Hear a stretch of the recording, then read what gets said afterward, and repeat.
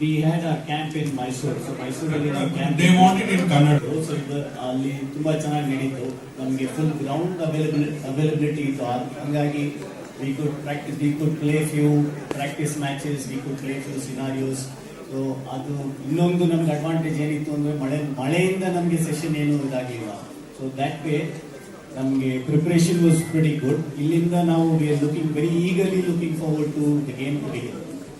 ಅವರು ಆಕ್ಷನ್ ಅಲ್ಲಿ 18 ಪ್ಲೇಯರ್ ಅಲ್ಲದೆ 2 ಲೋಕಲ್ ಟ್ಯಾಲೆಂಟ್ ನ ಪಿಕ್ ಮಾಡಬೇಕು ಅಂತ ಎಲ್ಲ 6 ಫ್ರಾಂಚೈಸಿ ಟೀಮ್ಗೂ ಹೇಳಿದ್ದಾರೆ.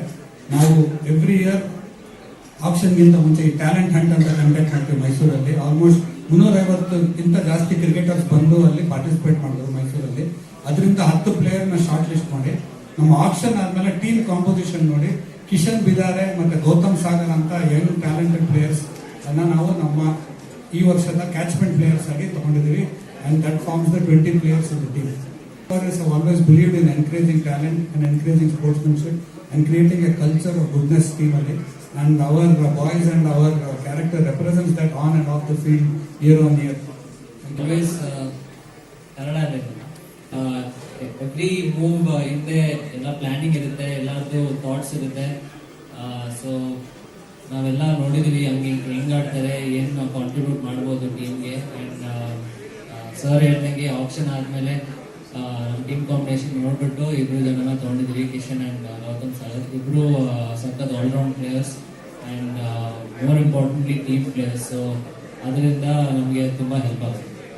ನಮ್ಮ KCAಗೆ ಕೊಟ್ಟಿರೋ cricketing window August 15 to September 1st. ಇದು ಇಂಡಿಯಾ ತಿಳಿದಾಗೆ ಮಳೆಗಾಲ. And Bangalore Stadium is the only stadium in the world that has a subway system. And ಎಷ್ಟೇ ಮಳೆ ಬಂದರೂ ಆಟ ಆಡೋದ್ರಲ್ಲಿ ಮ್ಯಾಚ್ ಶುರು ಮಾಡ್ಬೋದು. ನಮ್ಮ ಉದ್ದೇಶ ಏನು ಅಂದ್ರೆ ಹುಡುಗರಿಗೆ ಆಟ ಆಡೋಕ್ಕೆ ಚಾನ್ಸ್ ಸಿಗ್ಬೇಕು ಅಂತ. ಒಂದ್ ಕಡೆ ಆಸೆ ಮೈಸೂರಲ್ಲಿ ಮ್ಯಾಚಸ್ ಆಗಲಿ, but more important for players to get cricket. ಅದಕ್ಕೆ ನಾವು ಬೆಂಗಳೂರಲ್ಲಿ ಮ್ಯಾಚಸ್ ನಡೆಸಿ ಅಂತ KCAಗೆ ನಾವೇ ರಿಕ್ವೆಸ್ಟ್ ಮಾಡಿದ್ದೀವಿ. and ತುಂಬಾ ಚೆನ್ನಾಗಿ ಸಪೋರ್ಟ್ ಮಾಡಿ ಬೆಂಗಳೂರಲ್ಲೇ ಗ್ರೌಂಡ್ ರೆಡಿ ಮಾಡಿದ್ದಾರೆ ಮ್ಯಾಚಸ್ಗೆ. ಬಟ್ ಆಸ್ ಅ ಫ್ರಾಂಚೈಸ್ ನಾವು ತುಂಬಾ ಔಟ್ರೀಚ್ ಪ್ರೋಗ್ರಾಮ್ ಮಾಡಿದ್ದೀವಿ ಮೈಸೂರಲ್ಲಿ. ರೆಡ್ FM ಜೊತೆ ಟೈಅಪ್ ಆಗಿದ್ದೀವಿ. ಲೋಕಲ್ ನ್ಯೂಸ್ ಪೇಪರ್ ಇದೆ ಸ್ಟಾರ್ ಆಫ್ ಮೈಸೂರು ಅಂತ, ಅವರು ಎಲ್ಲ ಪ್ಲೇಯರ್ಸ್ ಬಗ್ಗೆ ಇನ್ಫಾರ್ಮೇಶನ್ ಕೊಡ್ತಾ ಇರ್ತಾರೆ. ಅಂಡ್ ನಮಗೆ ಸೋಷಿಯಲ್ ಮೀಡಿಯಾದಲ್ಲಿ ಹೈಯೆಸ್ಟ್ ಫಾಲೋಯಿಂಗ್ ಮೈಸೂರು ವಾರಿಯರ್ಸ್ ಇರೋದು. So we have a lot of activation and social ideas that we do to ensure that players get visibility ಸಿಕ್ಕಿ ಮೈಸೂರಲ್ಲಿ.